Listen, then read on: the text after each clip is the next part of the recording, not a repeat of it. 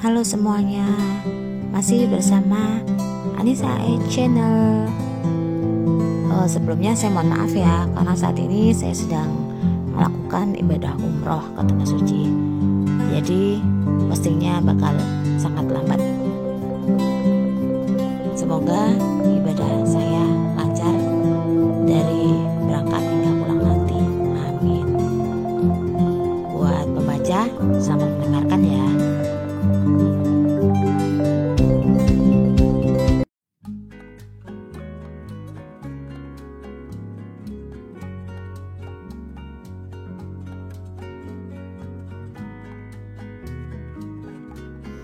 Angin pantai membelai wajah Sherly dengan lembut, mempermainkan anak rambutnya. Kini wanita itu sudah mengenakan bikini berwarna merah muda yang memperlihatkan kehalusan kulit dan kemolekan tubuhnya. Beberapa kali matanya memandang ke arah laut, seolah menikmati pemandangan yang jarang dilihat. Senyum tak lepas dari bibirnya. Sesekali tangannya menghalau rambut yang menutupi matanya. Brahma suka memandang Sherly saat memakai bikini yang sengaja dia belikan sebelum berangkat ke Bali. Ukurannya sangat pas. Apalagi saat banyak lelaki yang lewat juga ikut memandang tubuh Sherly sambil menelan ludah. Dia seperti seorang lelaki yang sangat beruntung. Dibiarkannya wanita itu bermanja-manja padanya. Berbeda jika Sasa yang memakai bikini. Pasti lelaki itu sangat marah jika tubuh istrinya dilihat oleh lelaki yang memandang bak singa kelaparan. Sasa hanya miliknya, tak boleh dimiliki orang lain.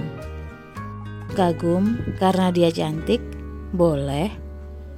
Namun jika memandang penuh nafsu, bisa dia bunuh para lelaki itu.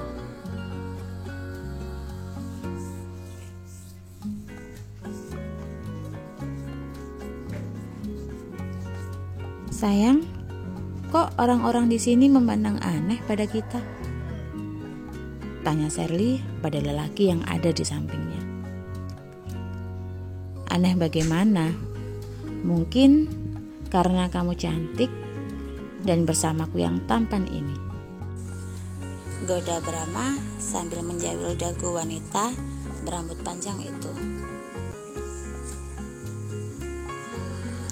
Sherly tertawa bahagia, tak menyangka jika akhirnya bisa berduaan saja dengan kekasihnya dalam beberapa hari.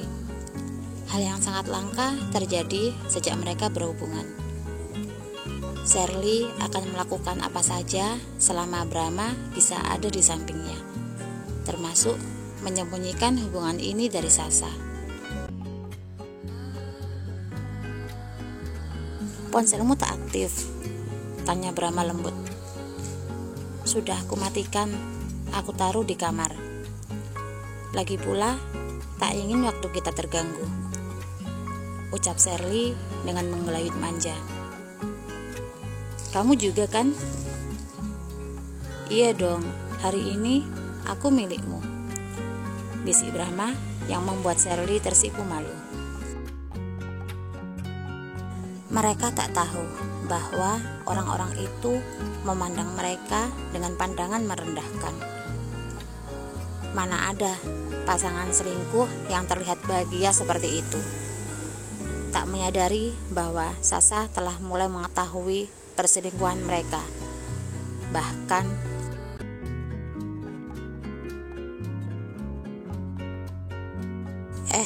lihat tuh model yang kemarin viral. Ternyata dia pelakor ya, bisik seorang ibu kepada suaminya. Maksudnya bagaimana, Bu? Coba lihat ini. Ini loh istri sahnya, masih muda dan cantik pula. Dia live saat memergoki suaminya sedang berselingkuh. Jelas sang ibu tak mau kalah sambil memperlihatkan akun Instagram miliknya. Perlu ikut campur rumah tangga orang? Jawab suaminya tak suka saat sang istri mulai melihat berita yang viral tersebut.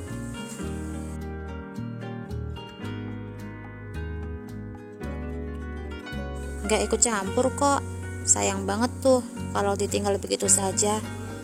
Kalau aku sih langsung deh aku jampak tuh rambut pelakor, sekalian bilang cerai ke hadapan lakinya. Enak aja mau enaknya doang, sekarang malah jalan-jalan sama pelakor, ucap sang istri berapi-api yang hanya dijawab dengan gelengan kepala.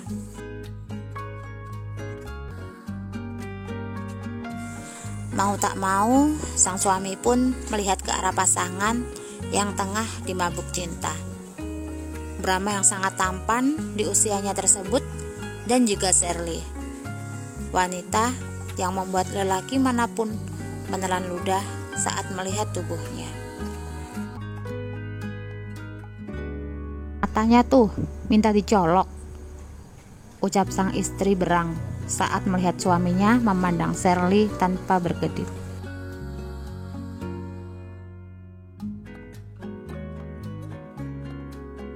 Aduh, ibu ini apa-apaan sih? Tadi cerita soal mereka, saat ayah lihat ke mereka langsung dibilang mau dicolok. Susah ya ngomong sama wanita. Wanita itu selalu benar. Sang suami langsung mengalihkan pandangan.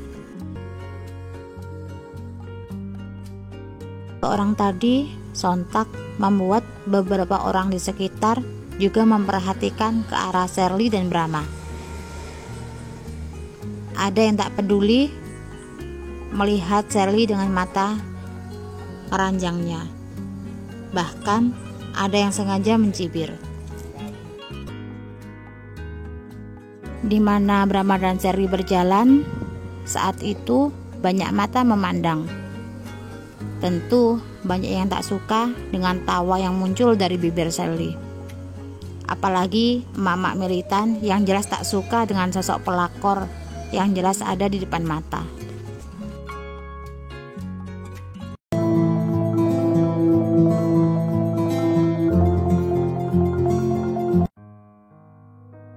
Sasa membuat semuanya mudah untuk mereka berdua.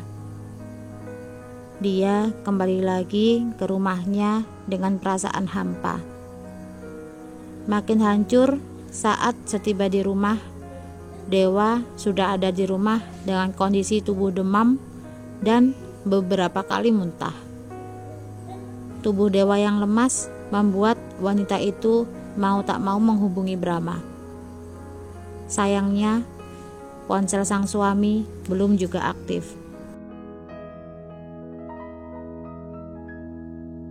Brahma belum bisa dihubungi, tanya sang mertua saat melihat Sasa gelisah. Belum bisa, Mah.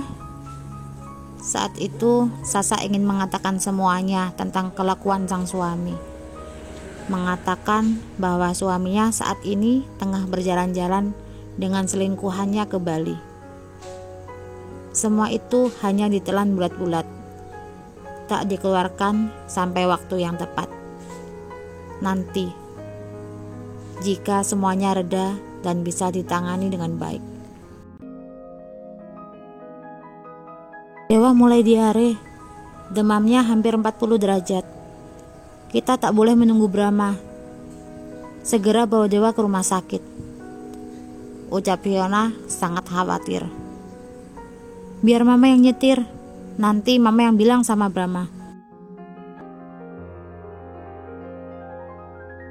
Dengan tergesa-gesa, mereka membawa Dewa ke rumah sakit terdekat, langsung ke ruang UGD.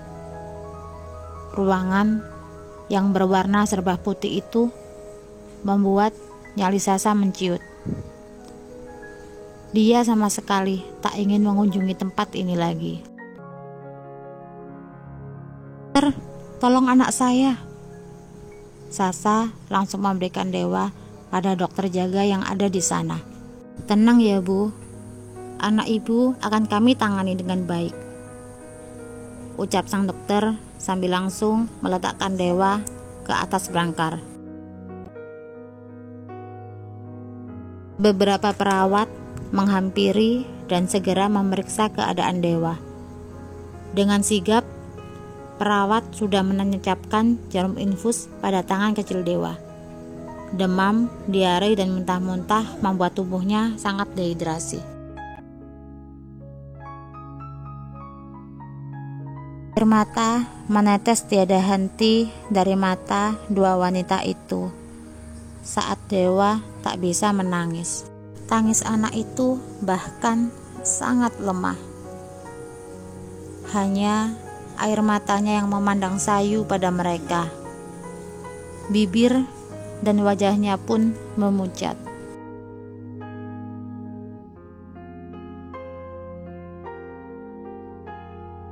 Alex segera datang ke rumah sakit saat dihubungi oleh Fiona. Dia pun mencoba menghubungi Brahma yang lagi-lagi ponselnya belum aktif. Lelaki itu menggeram, lalu menghubungi orang-orang yang hadir dalam meeting di Bali. Sebagai seorang mantan direktur di hotel yang sudah senior, tentu Alex tahu siapa saja yang ikut dalam acara tersebut. "Halo, apa kamu masih bersama putraku?" tanya Alex tanpa basa-basi. "Loh, bukannya acara meeting sudah selesai kemarin? Kami sudah pulang semua." "Apa? Apa kamu tidak tahu tentang Brahma?" "Setauku kemarin saat semua akan pulang, Brahma pergi dulu dengan tergesa. Katanya mau menjemput seseorang." "Siapa? Wanita?" "Sepertinya begitu. Coba telepon ke tempatnya menginap." Brengsek anak itu. Kali ini Alex menggenggam ponselnya dengan erat. Giginya gemelutuk menahan amarah. Setelah mematikan telepon, dia menghubungi hotel tempat putranya menginap. "Apakah Brahma di sana?" "Brahma? Ah, iya. Sepertinya dia datang bersama istrinya. Mereka baru saja ke pantai. Info dari manajerku." "Tolong katakan pada putraku untuk segera pulang sebelum dia menyesal," ucap Alex dengan napas memburu. Ternyata selain masih berada di hotel setelah meeting, putranya juga bersama seorang wanita. Istrinya, yang benar saja, istrinya masih di sini, menangis melihat keadaan sang putra. Memang pernikahan Brahma dan Sasa tidak banyak yang tahu karena hanya sederhana. Itu pun karena permintaan Sasa. "Kenapa, Pak? Apa Papa sudah dapat kabar tentang keberadaan Brahma?" tanya Fiona penasaran. Alex langsung mengajak istrinya meninggalkan ruangan. Mereka menuju taman yang memang disediakan oleh pihak rumah sakit. Lelaki parubaya itu masih menahan amarah, tapi tetap tak ingin membuat Sasa semakin sedih karena sikap putranya. "Ada apa, Pak?" tanya Fiona cemas. "Brahma masih di Bali." Alex langsung duduk di bangku taman sambil memegang tangan istrinya, seolah meminta kekuatan. "Kalau begitu, Papa bisa telepon teman Papa yang ada di sana kan?"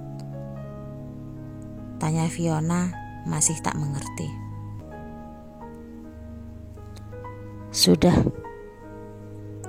Lantas, meeting sudah selesai dan anak kurang ajar itu mengajak seorang wanita untuk menginap di sana.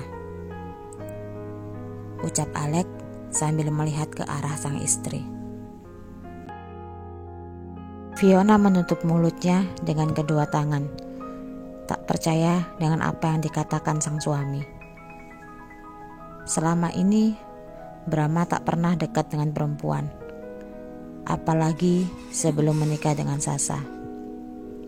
Sang putra memang masih belum punya ketertarikan dengan perempuan lain. Sebagai ibu, dia tahu bahwa putranya sangat sulit jatuh cinta. Siapa, Pak? Apa perempuan itu kembali? Ucap Fiona pelan. Aku akan minta manajer hotel untuk memfoto mereka. Kita akan tahu nanti. Papa titip pesan untuk dia, mengabarkan kalau putranya sedang sakit. Alex mengangguk.